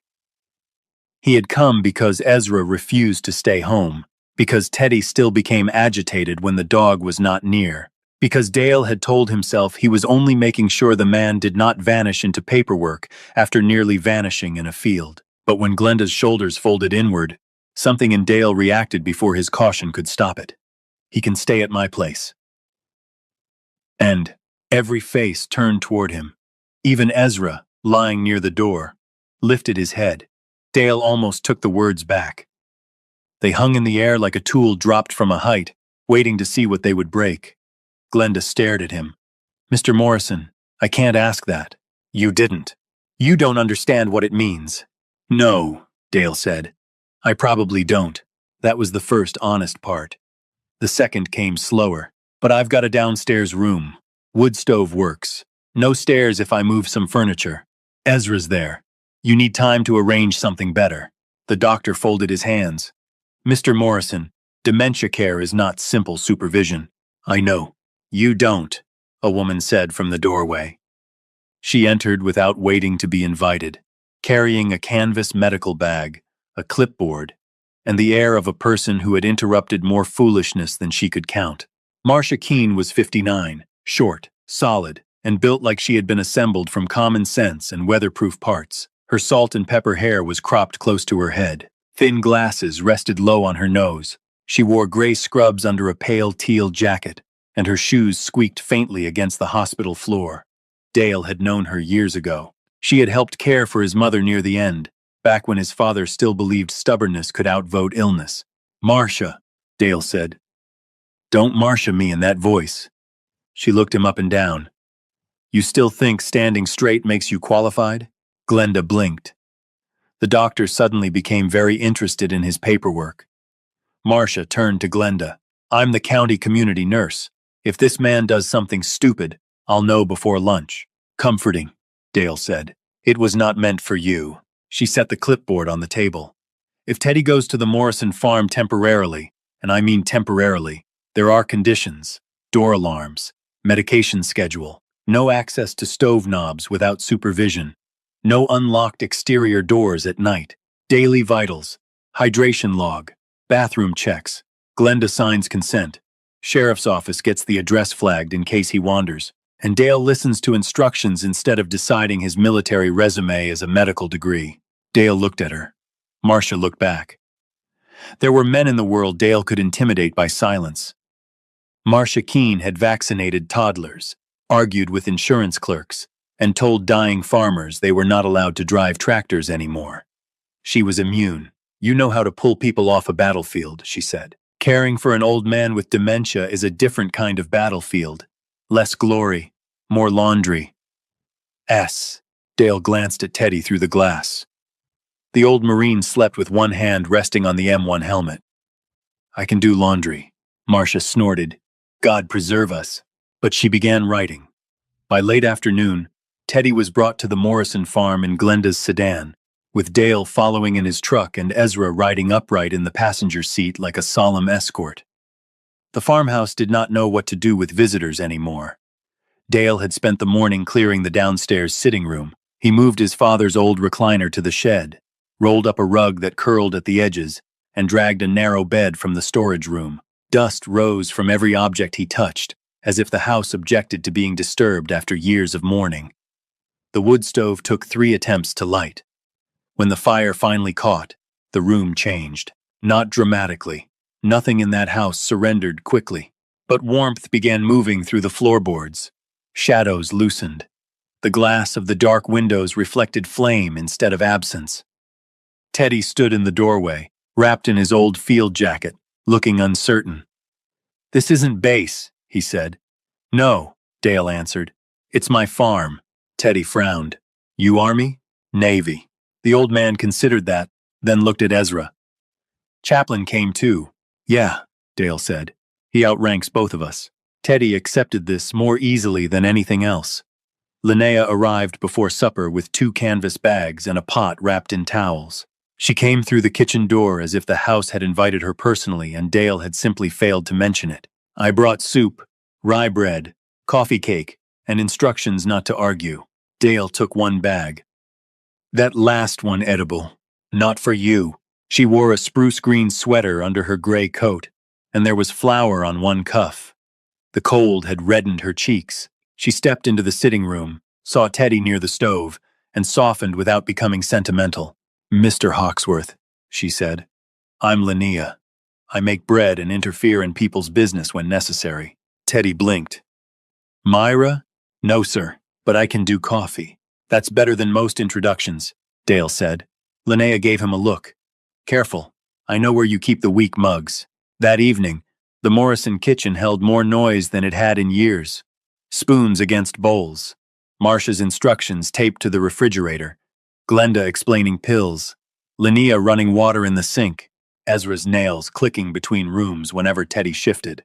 Dale moved through it like a man learning a new map under pressure. At 9, Teddy became frightened. It happened without warning. One moment he was sitting on the bed, rubbing Ezra's ear. The next, his eyes fixed on the window. Lights out, he whispered. Dale turned. Teddy? Mortars, Teddy said. His hand reached for the helmet. Where's Barker? Dale stepped forward too quickly. Teddy flinched. Ezra rose and placed himself between them, not blocking Dale, not guarding Teddy from him, just changing the shape of the room. Dale stopped. He remembered Marcia's voice. Don't come up behind him. Don't crowd. Let him see your hands. Don't argue with what his mind thinks it sees. Bring him back through something steady. Dale lowered his hands, palms open. Teddy, it's Dale. You're in Nebraska. Wood stove's on. Ezra's here. Teddy's breathing came hard. Ezra put his head on the edge of the blanket. The old man looked down. His fingers found the dog's fur. Slowly, the room returned to him. I don't like night, Teddy said. Dale looked toward the dark windows. Me neither. It was the first true thing he had said aloud about that in years. 2 days later, Reverend Margaret came to the farm. Dale saw her car from the kitchen window and nearly did not open the door. She stood on the porch in a navy wool coat, hair pulled low at her neck, a leather satchel over one shoulder. She held no Bible in her hands. Somehow that made it harder to resent her. I brought the box, she said. Dale looked past her at the bare fields. I didn't ask for it. No. Then why bring it? Because refusing an envelope in a hospital hallway is different from losing the choice forever. That was annoyingly reasonable. He did not invite her in. Margaret set the cardboard file box on the porch bench. It can stay here until you decide. Then she left. Dale stood there long after her car had gone, staring at the box as if it might breathe. He left it on the porch until dusk. Then the wind picked up, and snow threatened without falling, and he carried it inside before weather could ruin what he was not ready to touch. For 2 more days, the box sat on the kitchen table. Linnea noticed and said nothing, which was so unlike her that Dale knew she had chosen mercy over commentary. Marcia noticed and said, Dusting around grief is inefficient. Dale said, You practice that line? No. They come naturally when men disappoint me. On the 3rd night, Teddy woke screaming, not loudly at first. A choked sound, almost swallowed, then a cry that pulled Dale out of his chair so fast it hit the floor behind him. He reached the sitting room and stopped at the doorway. Teddy sat upright, clutching the helmet, eyes wide. Ortega, don't move. Don't. Ezra was already beside him, head pressed to the blanket, body still as a stone. Dale came in slowly. Teddy. Dale. Nebraska. Too much fire, Teddy whispered. Too much. I know. You don't. The words hit clean. Dale knelt beside the bed. No, he said. Not yours. Teddy's eyes met his. The old man was shaking so hard the helmet rattled against his chest. Dale stayed with him until the trembling eased. He did not offer courage. He did not offer prayer. He offered water, a warmer blanket, and the patience to be useless without leaving. After Teddy slept again, Dale went to the kitchen. The box waited. The wind pressed against the windows. Ezra came in behind him and lay near the stove, exhausted. The metal tag at his collar caught the lamplight. Be still. Dale sat down. His hands did not shake when he opened the box. That surprised him. Inside were folders with Adele's neat labels. Visitation, sermon notes, hospice, veterans group, children's ward. Beneath them lay the sealed envelope. Dale Morrison. He opened it before fear could become ceremony. The letter was 3 pages long. Adele's voice was in the slant of every line. She wrote about the church fire in 2018, about smoke under the fellowship hall door, about Ezra refusing to leave until the last 2 elderly women had been guided outside, about the burn on his chest that never grew back, right? Then the letter turned. I put "Be still" on his collar, she had written, because people always thought he needed a holy reminder. But it was never really for him, Dale. It was for you. You fight pain as if it is an enemy position. You flank it, study it, starve it, attack it, outlast it. But some grief cannot be defeated. Some grief has to be sat beside until it stops being a stranger. If the day comes when I am gone before you are ready, and Ezra is still with you, let him remind you of what I could never teach you by winning an argument. Be still does not mean do nothing. It means stop running long enough to be found. Dale read that line once, then again. The room became very quiet. He laughed once, a broken sound without humor. Damn you, Adele. It was the closest thing to tenderness his anger knew how to become. Near the stove, Ezra lifted his head. Dale folded the letter carefully, but did not put it away. Later that night, Teddy woke again, though this time he did not scream. He called out a name. Barker. Dale went to him with the notebook he had taken from the junk drawer. a cheap spiral thing with grocery lists on the first page. Teddy's eyes were strangely clear. Earl Barker, he said. Oklahoma boy, lied about his age. Said his mama made biscuits hard enough to kill a man. Dale sat in the chair beside the bed. He opened the notebook. Teddy looked at the helmet in his lap. Miguel Luis Ortega, he said. San Antonio, sang when he was scared. Bad voice, real bad. A faint smile passed across the old man's face and vanished. Dale wrote the names down. Not as evidence, not as treatment, as witness. The memories did not come cleanly. Teddy spoke in pieces. Red mud, rain that would not stop, a hand slipping from his grip, a letter never mailed, artillery that turned night white, Barker laughing with blood on his teeth, Ortega saying his mother would haunt them all if he died dirty. Sometimes Teddy stopped mid-sentence and stared at the wall. Sometimes he asked where he was. Each time, Dale told him. Nebraska, Morrison Farm. Ezra's here. You're safe. The word safe never sounded complete, but it sounded necessary. Near dawn, Teddy fell asleep with the helmet against his chest, and Ezra on the floor beside him. Dale remained in the chair, notebook open on his knee. Names and fragments filled 2 pages. Outside, the first gray light touched the harvested fields. For 4 years, Dale had believed he was surviving by keeping the dead silent. Now an old Marine had brought his dead into Dale's house, and somehow the walls had not collapsed. Dale looked down at Ezra. The dog's muzzle was silver in the morning light. The tag rested against his black fur, scratched, small, stubborn. Dale reached out and touched it with one finger. Not prayer, not yet, but not refusal either. 3 weeks did not heal Theodore Hawksworth. They did not return his memory whole, or put the dead in their proper graves, or teach his mind to stop walking old patrol routes when the evening shadows lengthened. But 3 weeks gave Mercer's Bend time to do what it should have done sooner. Walt Brenner called every veteran's contact he had, and then called the ones who had not answered the first time. Reverend Margit brought forms from the church office and sat with Glenda at the kitchen table until the paperwork stopped looking like a foreign language.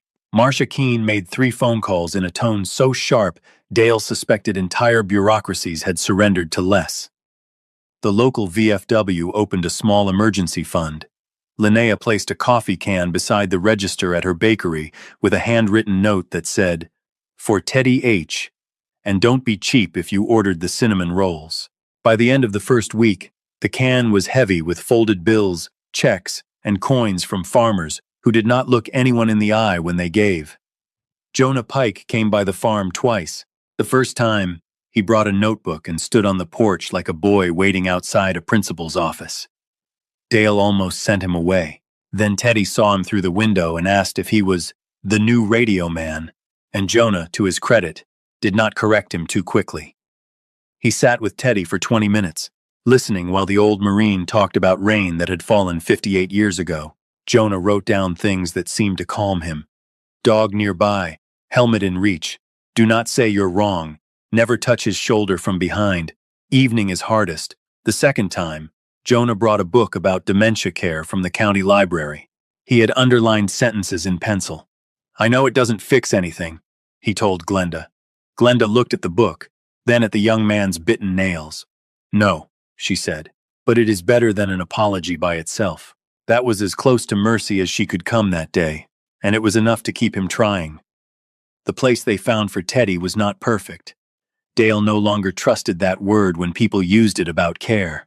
It was a veteran memory unit outside Lincoln, attached to a facility that understood men who woke up calling for people long dead. It had locked garden paths, staff trained in combat trauma, and a wall of old military photographs where residents could point at uniforms and remember themselves without being forced to perform memory like a school lesson. There was a wait list. Marcia shortened it. Dale did not ask how. You threatened someone, he said when she came to check Teddy's blood pressure one gray afternoon. Marcia wrapped the cuff around Teddy's arm. I educated them firmly. That legal? Mostly. Linnea, setting bread on the counter, said, I like her. Most sensible people do, Marcia replied. Teddy looked from one woman to the other and smiled faintly.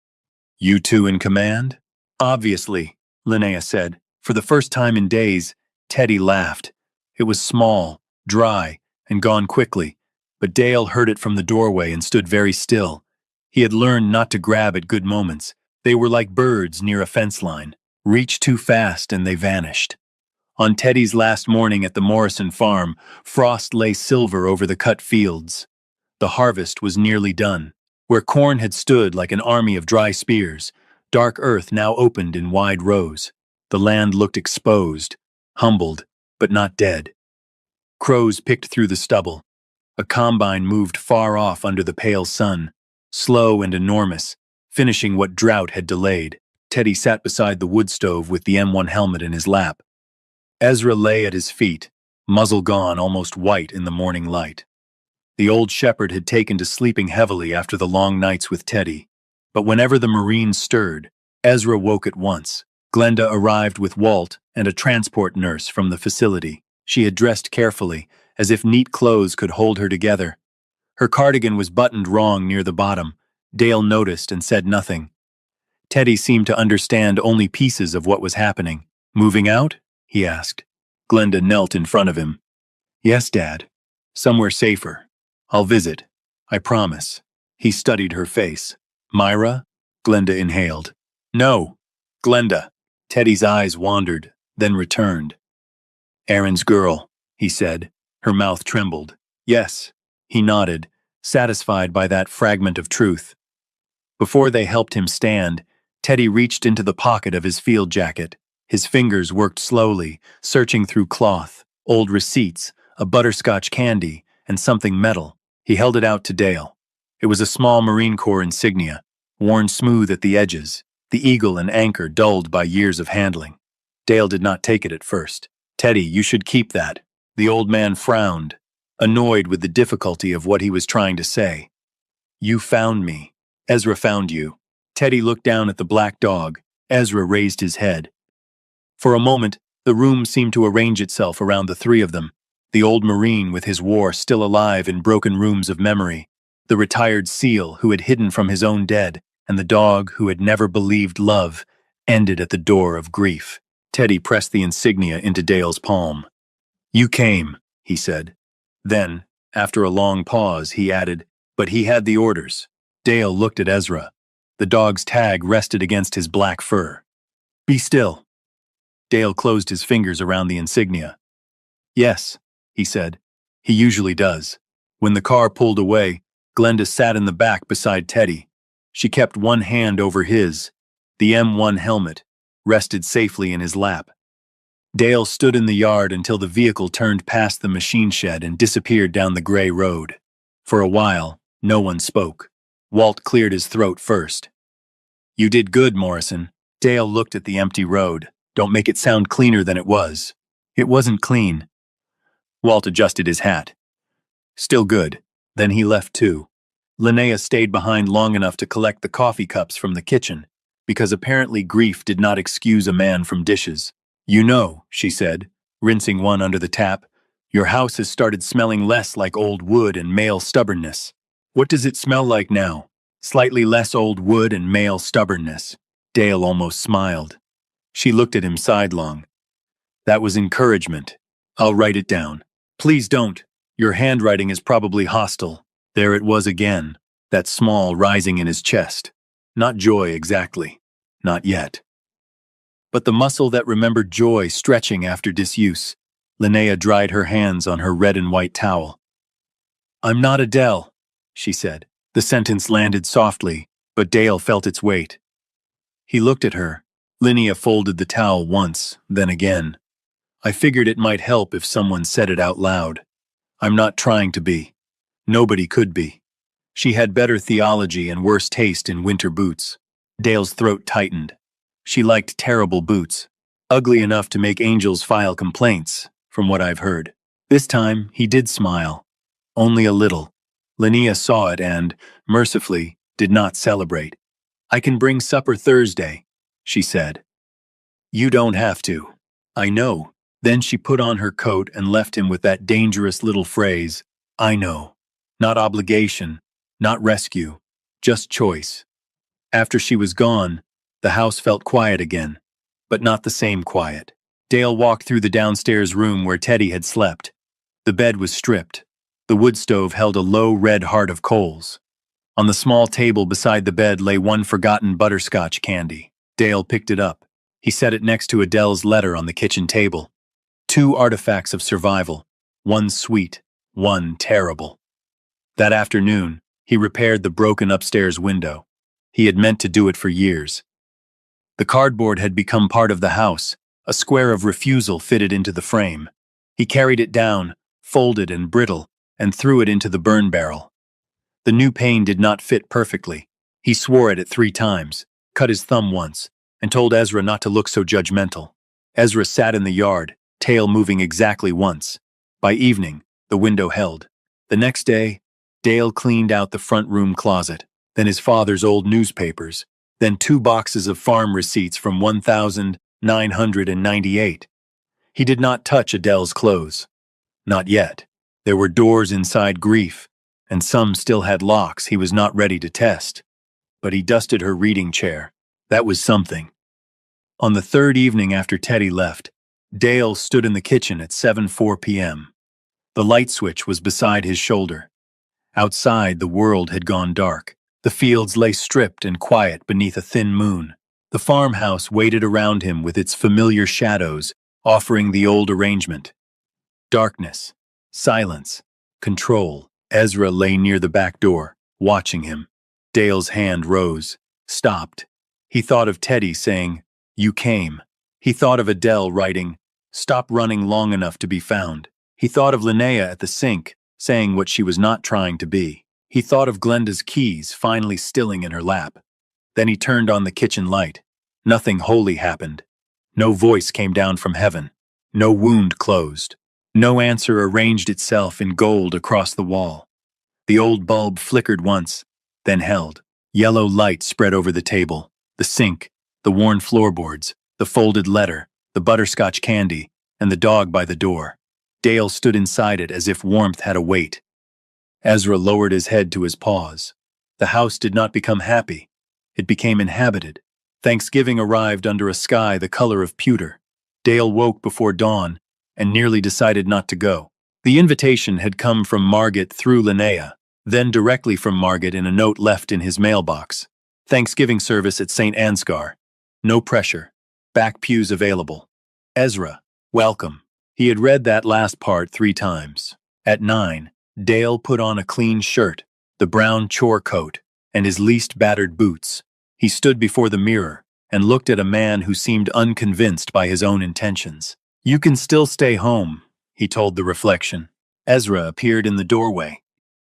Dale sighed. That wasn't an invitation for comment. The church looked smaller than he remembered. St. Ansgar Lutheran sat 2 blocks from the granary. White clapboard, modest steeple, red doors painted fresh since Adele's time. The sight of those doors nearly stopped him on the sidewalk. Linnea waited near the steps in a navy coat, her platinum hair tucked behind one ear. She held a folded tissue in her hand and pretended she did not. "Back row?" she asked. Dale nodded. "Good. Lutherans get suspicious if anyone sits too close to the front by choice." That helped. Not enough. Enough. Inside, the church smelled of polished wood, candle wax, coffee, and old hymnals. Dale had forgotten the exact sound of people quieting before worship. The coughs, the whispers, the bulletin pages, the organist testing 3 notes and stopping as if embarrassed. Then he saw the pulpit.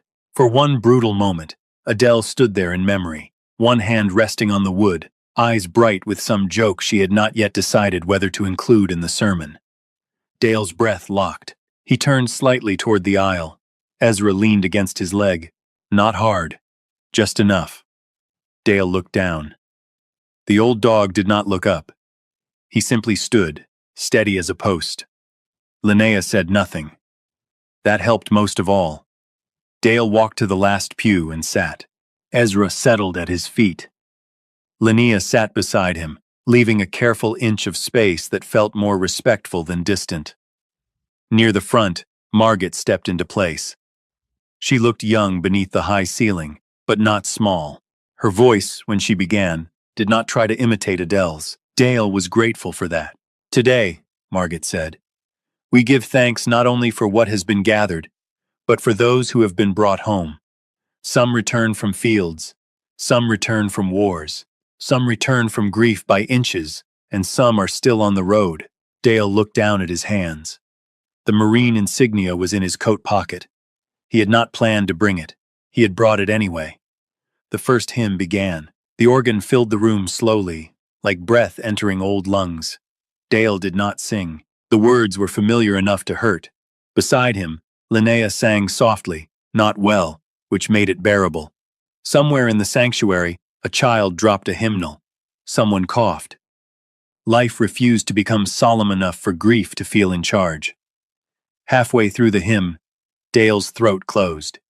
He thought of Adele's terrible winter boots, her pencil thrown across the room, her hand on Ezra's head, her letter folded on the kitchen table under the light he had finally turned on. He wanted to leave. The urge rose strong and clean. No one would stop him. Linnea would understand. Margaret would understand. Ezra would follow. He could stand, walk out, drive home, turn off the light, and call it enough progress for 1 week. Instead, he stayed seated. His hands tightened once around the hymnal, then loosened. He bowed his head. Not far, not dramatically. Not like a man surrendering in a painting, just enough that the movement belonged to him. He did not know whether he believed. He did not know whether he forgave God, or himself, or the strange arithmetic by which Teddy had been found in time, and Adele had not. But he stayed. And for Dale Morrison, staying was the first prayer he could honestly offer. After the service, no one crowded him. That may have been Linnea's doing, or Margaret's, or the town's last surviving instinct for decency. People nodded. A few touched his shoulder briefly and moved on. Walt Brenner stood near the door and gave him a look that said more than words could safely attempt. Outside, the air was cold and clean. The harvested fields beyond town lay open, dark soil showing through the stubble.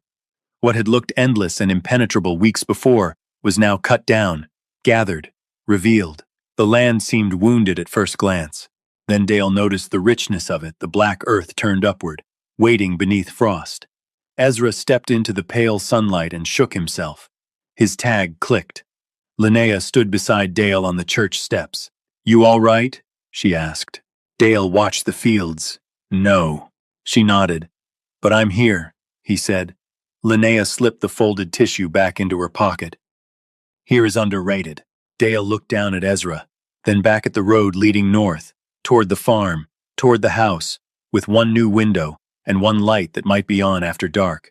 The old dog leaned against his leg, patient as ever. The season had changed. Not ended. Changed. And somewhere beyond the town, in a place built for men whose memories wandered dangerous roads, Teddy Hawksworth carried his helmet, his names, and a small measure of peace that had arrived too late to be simple and just in time to matter. Dale stepped off the church porch. Ezra walked with him. Linnea followed at his side, not replacing anyone, not rescuing him, only keeping pace. Behind them, the church bell rang once, then again, sending its sound across Mercer's Bend and over the harvested fields, where the earth, stripped bare at last, waited quietly for what might grow next. Sometimes healing does not arrive like thunder. Sometimes it comes quietly, through an old dog at the door, a light turned on after years of darkness, or one person willing to stay when leaving would be easier. Dale did not find all the answers. Teddy did not get all his memories back, but grace still found them in a forgotten field, and hope began again in the simple act of not turning away. Maybe that is the miracle we need most in everyday life. Not a perfect ending, but the courage to notice someone who has been left behind. If this story touched your heart, share your thoughts in the comments. And if you believe small acts of love can still change a life, please subscribe and join us for the next story. May peace find you gently, and may you never forget that even in your quietest season, you are not beyond being found.